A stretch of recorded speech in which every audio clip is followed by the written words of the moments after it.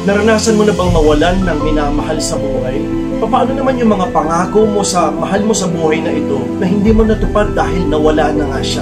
Kaibigan, bago pa man sila mawala, lalo na ang iyong mga magulang, pakiusap, pilitin mo tuparin ang mga pangako mo sa kanila. Mangarap ka para sa kanila habang malakas pa sila, habang kaya pa nilang ma-appreciate lahat ng mga bagay na pwede nilang ma-appreciate. May panahon pa.